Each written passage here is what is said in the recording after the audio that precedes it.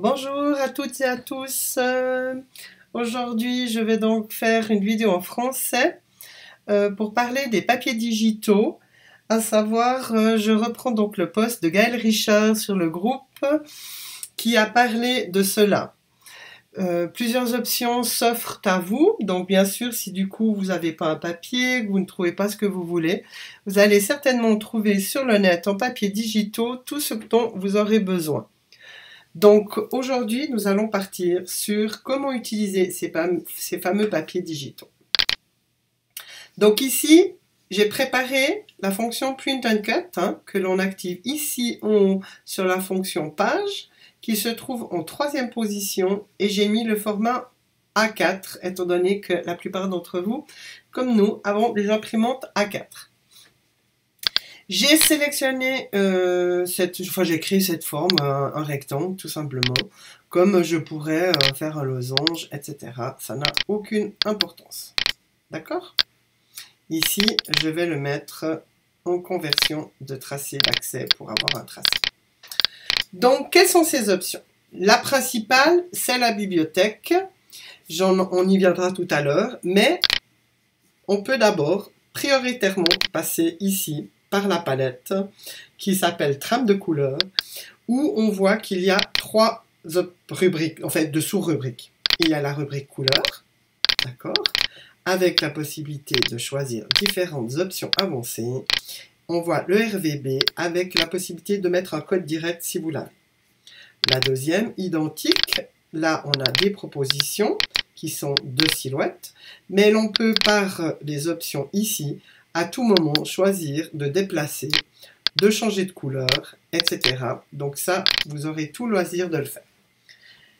Tout ce que je viens de faire, bien sûr, aussi pour du Print and Cut. Et si maintenant on part en papier digital, donc ici, en troisième position, nous avons donc cette fameuse rubrique de papier digital.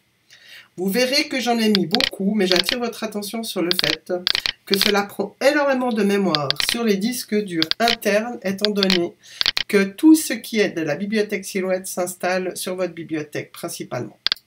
Donc faites attention, car même avec le cloud, il y a un doute sur le fait que ça ne touche pas quand même une partie de la mémoire. Donc ici, je vais pouvoir choisir des papiers. Je cherche mes papiers de Noël, puisqu'on va en position de Noël. Ils sont un petit peu bas. Donc on voit que j'en ai mis beaucoup. Donc je vais prendre autre chose pour ne pas perdre de temps. Donc ici, j'ai mis ces espèces de roues que j'avais d'ailleurs moi-même créées. Donc on voit qu'on peut changer à n'importe quel moment. Il suffit de cliquer. Comme ça. OK. Et puis, on peut aussi mettre du papier qui pourrait, comme ici, finalement avoir juste une partie d'un motif. Ça peut être en bas, ça pourrait être n'importe où sur le papier. Et pour cela, on trouve aussi des options intéressantes. Donc, les options que je vais vous montrer, ça c'est la première. Vous allez facilement utiliser ces outils ici-dessous. Donc là, je vous laisserai le loisir de voir de quoi on parle, puisqu'on peut changer de position, etc. Ce qui m'intéresse ici, c'est de vous montrer l'angle, de vraiment savoir qu'on peut changer l'angle. C'est de changer l'échelle, dans des motifs qu'on pourrait répéter. Ici, ce n'est pas le cas vu que c'est un papier. Mais je vais aller au maximum des bords, et surtout celui-ci. Donc en cliquant dessus, j'ai une petite manivelle, là un petit rond blanc, et en cliquant dessus et en tirant, je vais pouvoir comme ça placer mon papier comme je le souhaite. D'accord ? Première option, donc le papier de la bibliothèque. Vous pouvez, de votre bibliothèque, ici, c'est les modèles, donc on voit là, moi j'ai plusieurs papiers, d'accord.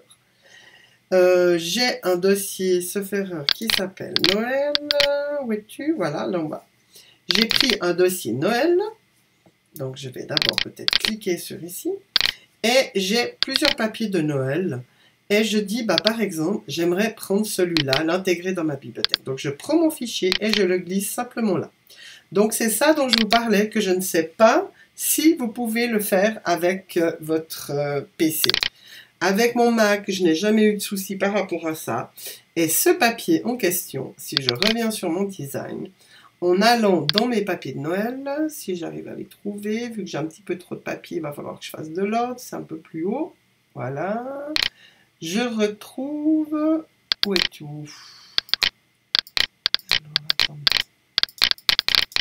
C'était ça pour moi de vous montrer. Dis donc, du coup, je ne trouve plus mes papiers de Noël. Là. Où êtes-vous? Voilà, on y arrive. Alors, pourquoi ils ne les auraient pas mis? Ah, attendez. J'en ai tellement que du coup, ça bouge trop vite. C'est pas pratique. Est-ce que c'est celui-là? Est-ce que ce serait celui-là? Parce qu'il ne va pas forcément se mettre dans le même sens. C'est ça la seule chose qui est embêtante des fois. Parce qu'il se classe par alphabet. Ça, c'est celui que j'ai importé avant. Ça, je le sais. Parce que si j'augmente... Ah non, même pas. Bon, bah écoutez. Peut-être qu'il faut fermer l'ordi, le rouvrir pour faire une sauvegarde. Dans tous les cas, vous pouvez passer par votre bibliothèque. Deuxième option. On ouvre le papier sur son bureau. Je prends le papier et je viens le glisser comme ça à l'intérieur. Si je le mets à l'extérieur, bah, vous voyez qu'il reste ici. On va le garder pour ceux qui ne peuvent pas le faire. D'accord? Je répète. Je prends un papier quelconque. Là, j'avais vu un joli, là, bon, avec des petites... Ouais, bah c'est celui-là qui est rentré. Je le glisse dans ma forme et vous voyez que ça va très bien. Et dès qu'on fait ça, la même chose, hein, on peut changer les angles, on peut changer, voyez, les lignes, on peut faire tout petit ou tout grand, comme là, par exemple, on peut lui dire, bah non, moi, je veux vraiment voir mes étoiles, etc. Ou modifier pour pouvoir centrer. Là, on aurait aussi, par exemple, l'histoire de l'angle. On pourrait dire, bah non, moi, je veux que mes lignes soient un peu de travers. Voilà. Vous voyez, je suis en train de perdre ma voix parce que malheureusement, j'ai cette grippe qui ne me lâche pas. Donc, ça, c'est les deux options principales. D'accord? Je vais maintenant vous montrer autre chose. Donc là, je vais fermer mon dossier. Ça aussi. Admettons que vous n'avez pas assez de mémoire vive, que vous n'arrivez pas à faire ces fonctions, que vous ne savez pas comment procéder pour y arriver. Malheureusement, sur PC, parfois, c'est compliqué. Alors, on va utiliser une autre fonction. Je vais mettre mon fond en blanc. Je vais là, juste simplement, ne vous inquiétez pas, lui mettre une épaisseur de bord pour simplement que vous suivez ce que je fais. Donc, j'ai ce rectangle toujours, ou ma boîte, tout ce que vous souhaitez, et je n'ai pas pu intégrer mon papier comme je le souhaitais.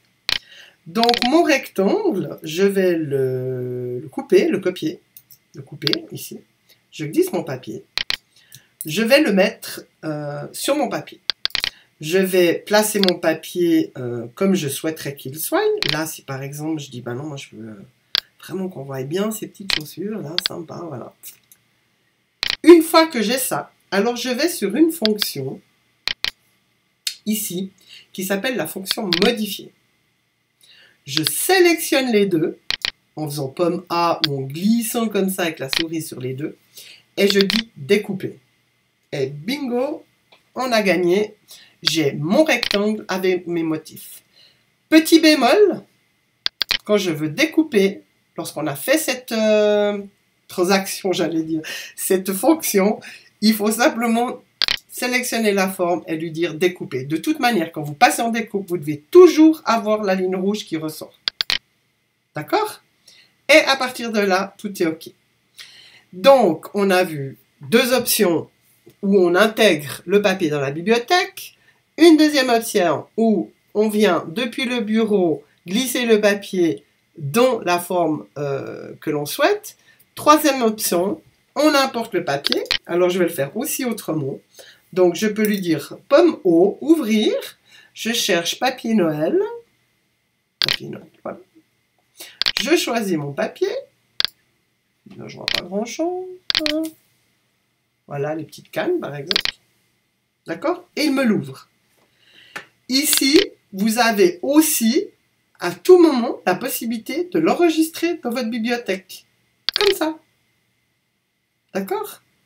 Vous pouvez lui dire, par exemple, bah ici, vous allez peut-être, je sais pas, je sais pas trop quoi vous dire, là. Je vais lui dire, tu me le mets dans ma bibliothèque, ok? D'accord? Et si je retourne dans ma bibliothèque, il est ici, dans ma bibliothèque de base. Vous voyez? Mais quand il est là, il s'utilise en tant que motif, voyez, et pas en tant que papier. Donc, il faudra faire ce que je vous ai montré avant pour faire ça. J'espère que pour vous, tout est clair. Je vous souhaite de bien vous amuser avec cette nouvelle fonction pour celles et ceux qui ne la connaissaient pas.